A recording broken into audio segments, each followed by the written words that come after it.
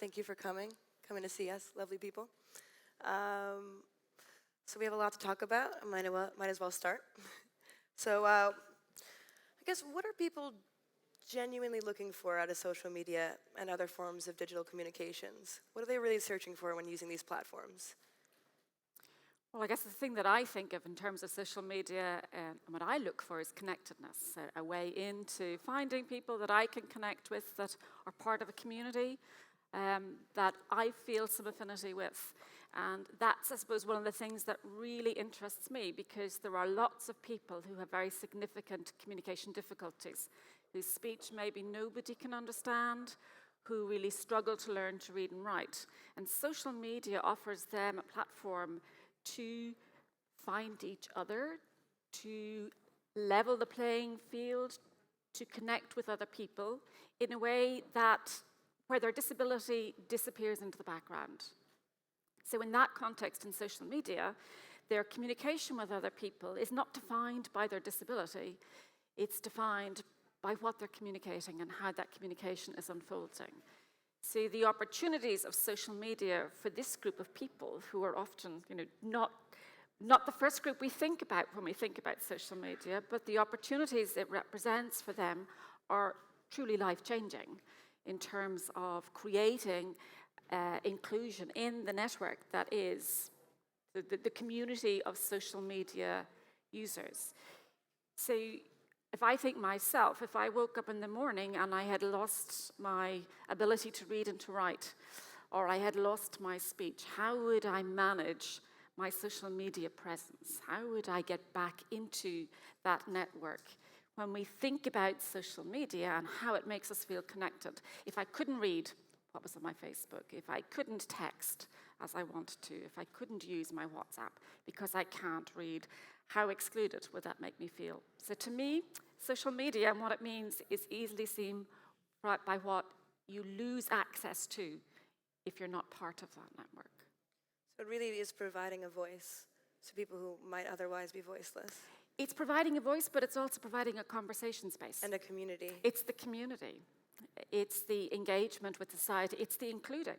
So, we all know people with disabilities tend to be marginalized and on the edge. This is a world where they can actually be not defined by the disability, but part of a community.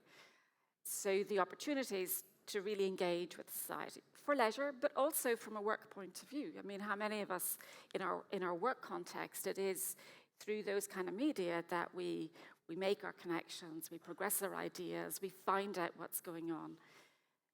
To be part and included in that, I think, is really one of the most important things that social media offers. And so if we're inclusive about that, right, then people with disabilities can be just as much part of that conversation. And I think that's really interesting when we talk about actually social media giving the ability for people to speak, but also in the ways that it's changed the way that we currently speak ourselves. And I know we would love to speak to this and how conversations, how the way that we actually communicate with other people in the world have changed because of social media.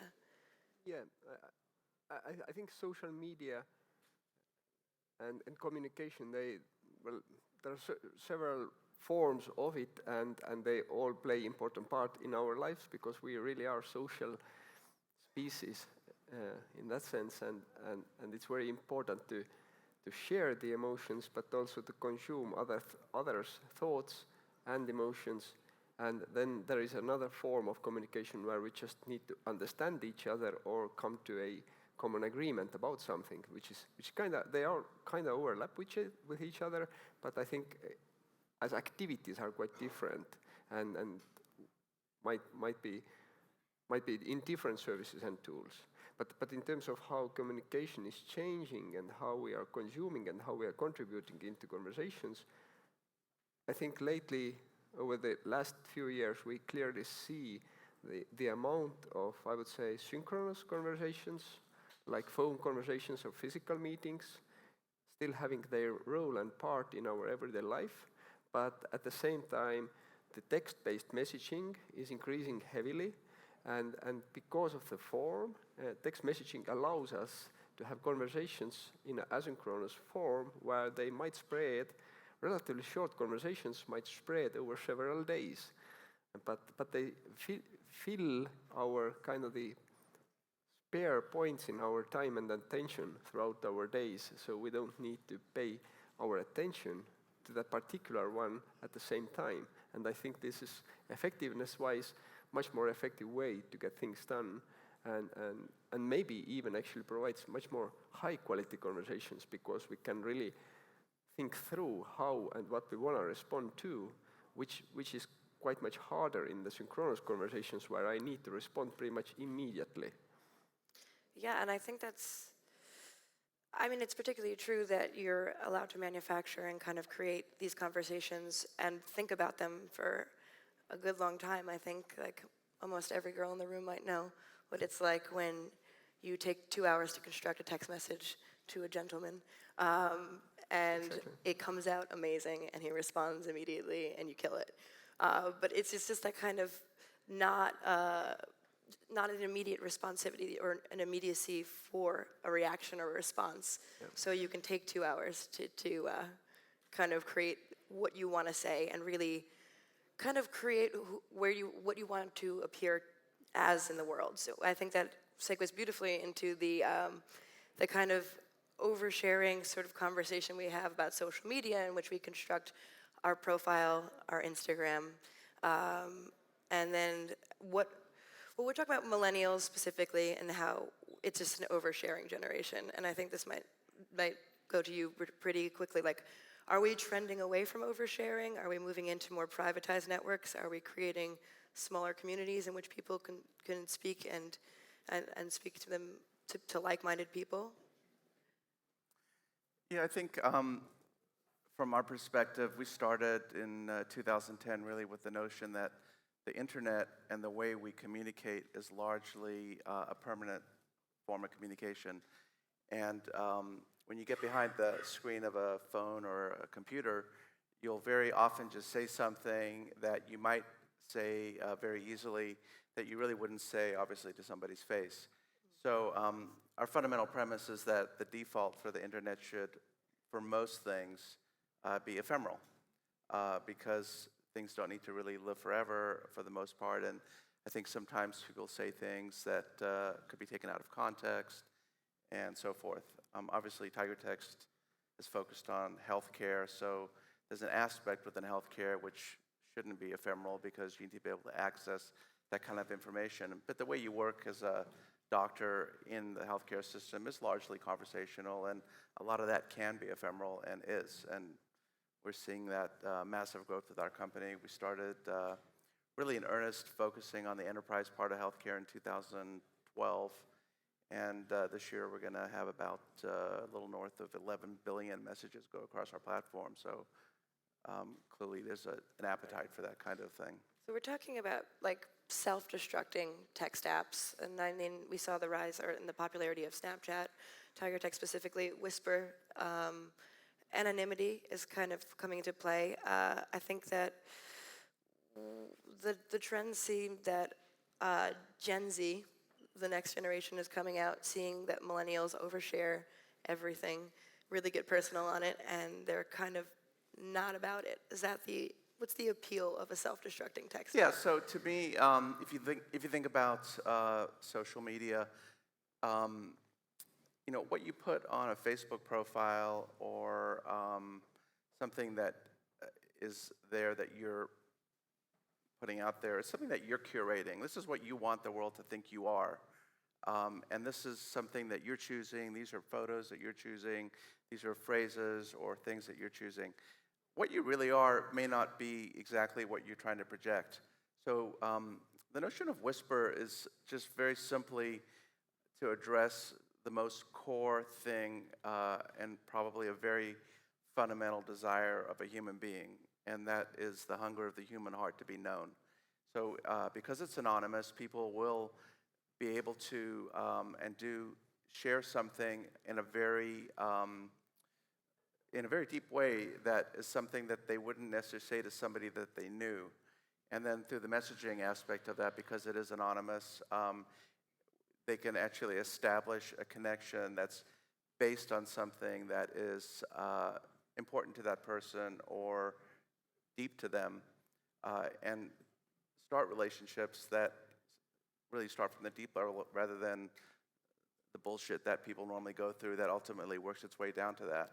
So we've had literally hundreds of marriages come out of Whisper in a short amount of time, and it's kind of crazy when you think about it, but it makes sense that people connect that way. I think that we've definitely all experienced the situation in which we type something into Google and a few days later it appears on your sidebar on Facebook, and kind of having these personalized ads that are kind of geared or catered to you, and then you start to realize how much of your personal profile is actually available on the internet. And I think that's a huge appeal of a self-destructing text app, is not to have that permanent sort of information out there for anybody. I mean, I think that's probably one of the biggest things that we're going through right now. I was going to say that, how does access to personal data affect personal privacy, and should we all be worried? Well, to me, it's actually a bit of a double-edged sword, because for many people, that power to create the identity, well, for all of us, the power to create the identity we want to project is something we do anyway. I mean, we pick what we're going to wear, we pick how we're going to talk, we pick how we want people to perceive us. It doesn't always work, but we try to project the image that we want people to have of us as opposed to the image we might have of ourselves internally. And I suppose, speaking again from the perspective of people who have disabilities, the freedom to create that identity that is who I want to be known as opposed to what I want to have define me. The fact that my speech is really difficult to understand, or that I struggle to learn many things, doesn't need to be visible to anybody. I can create that identity. The flip side of that, of course, is that everybody else in this network is creating that similar kind of identity, so I don't really know who it is I'm connecting with. Clearly, from what you're talking about, the opportunities there to develop meaningful relationships exist, but the first step is to get in there, to be able to actually be in that conversational space. And at the moment, that's a space that is accessed by, I type into Google, or I look at my iPad. I do something that involves navigating through words, through spelling, through reading. It doesn't matter what the visual images are on the page. If in the morning I have a stroke and I lose my ability to read, there's a whole part of my world that if somebody hasn't curated it in some way, that's gone. Yeah. It's a real double-edged sword. It really boils down to transparency, actually, that we as the participants of the conversation, that we all are in the agreement and we have same understanding of to whom we are speaking to and how this is stored, or whether this is stored at all or recorded. I think this actually dictates our behavior in the conversation a lot, because we as humans, we automatically adjust our behavior to these parameters, basically. We are very aware whether we are speaking just for us or to the whole stage here. So this is, I think, is a very important element of any technology, is just being transparent and aware of to whom we are actually speaking to right now, and whether this is recorded or not. As soon as it is transparent and configurable, then I think people are quite wise to adjust and use the best of different options and technology. I think the problems which we discuss about Facebook or Google is greatly related to the situations where users were unaware what will happen to their messages.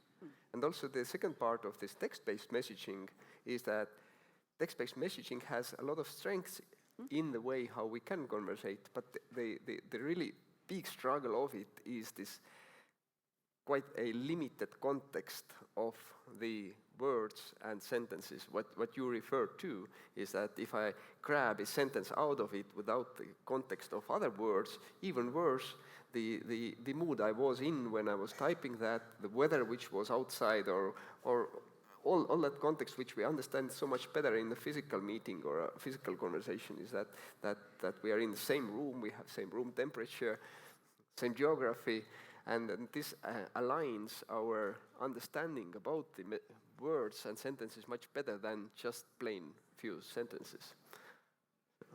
Sure. I think we've mentioned a few of them now, but what are the more pros and cons of digital information being recorded? It's an incredibly double-edged sword, is what you said, because it does provide a space for you to find like-minded people, but also a space in which you can speak when you might otherwise not be able to, but also that people and brands and data is being shared about you, and it's beyond your own control. Are there any more pros and cons about this scenario that you'd like to speak to? Yeah, well, I think in, as far as what we share on the internet and the way we communicate, I am very careful about what I write and what I will say, unless it's over TigerText, because I know that's going to be impermanent, and in fact, I could send a message and actually recall it. So, I assume that everything I send will be there and retrievable, and that makes me concerned because I don't want little bits of information at some point pulled out and misinterpreted because it really wasn't, the whole picture. Yes. Obviously, there's a reason why over half the pictures on the internet being shared today are through Snapchat, because people like that idea of, I don't need to. If I see, I've seen literally, I live in Los Angeles, a very vain part of the world, but I see people who literally can, out of nowhere, create the exact same face that they're going to send because they've practiced exactly the angle or whatever they got to do to do that. But Snapchat, they'll make a funny face and send it because they have that comfort and knowledge that it's going to live for 5, 6, 7 seconds. For me, I just really believe that if you march through with the assumption that everything is there, all the stuff you look on the internet is being tracked, then you kind of maybe think about things differently. I always make this joke at the office that everybody and nobody could be president based on everything you've put on social media thus far.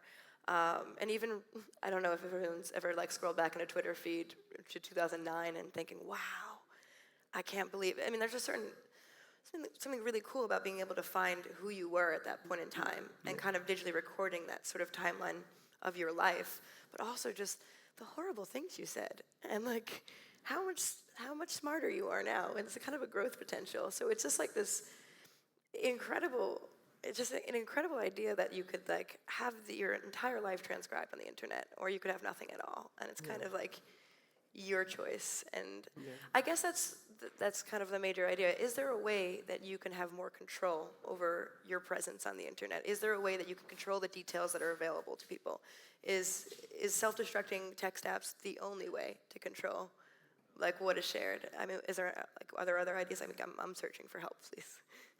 It's actually a very, very good point related to this, is that the ownership of the content, because when you post a photo or a sentence into Facebook, then this is kind of one-way conversation from you to the public.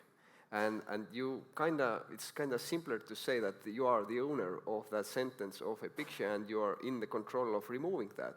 But it becomes much more complex if this conversation is public in the internet, for example, in the Facebook, then who is the owner of that conversation? Because if I'm able to remove my sentences, your sentences become out of context because your responses to my sentences were in the context, and these can be misinterpreted. Even the option to edit my messages, we discussed that in Fleep. So for how long you should be able to change your message.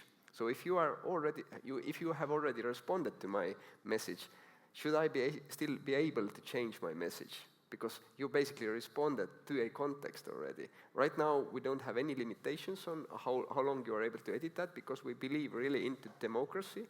We believe into the the conversations where all the participants are equal and they wanna behave well. If you would build a tool assuming that everybody tries to trick others, then we should build a totally different tool. But the ownership becomes very difficult in the group conversation, because I'm not in the ownership of my sentences anymore, because your sentences are in the relation to mine. Sure. Is there any way to own anything in the age of the internet? I don't know, scrolling through terms and conditions, privacy agreements, what do you actually own when you put something online? You actually own very little once it's out there, unless it's destroyed. And I'm not advocating that this is a bad thing. I think social media and the sheer power of it is remarkable. I just think from a sociological and psychological perspective, as human beings, the technology has moved so far ahead of the way our minds and emotions actually work that it's going to take some time period for humans to actually to adapt to that. But you can see things just progressing on a massive wave. Look at what's going on in Germany now with this huge migration of people. A lot of that sprung up through social media and people being able to see, oh, there's an opportunity that I can do that. Or the Middle East. It's just, everything just gets accelerated through it and exposed. You know, bad things can't hide so easily anymore. Everybody's walking around as a basically potential news reporter. So in many ways, it's a really wonderful, powerful thing. But I just think from a personal perspective, it's crazy to put everything that is out there that you think on an emotional level or on a private level into a permanent situation. That just, to me, isn't smart. I just think the connection between social media and that kind of rise of citizen journalism is really fascinating. The idea that at any time somebody could be reporting something, uploading a video to social media, and actually like sending out breaking news and kind of reporting and having news outlets pick it up. And I know that I saw that that even like Whisper had a strong presence. People were reporting, was it in Iran or Iraq? Yeah, so we've had, Whisper's actually been quite a leader in certain things. Like, there were some really crazy examples that come to mind, but one of the ones that I thought was, wow, like, geez, this is really crazy, is after the Boston bombing happened, those two guys, Joe, I forgot their name. Joe Garsonaev. Yes. So girls started posting on the Whisper quite a bit. I'm embarrassed to say this, but I think they're kind of hot. Yeah.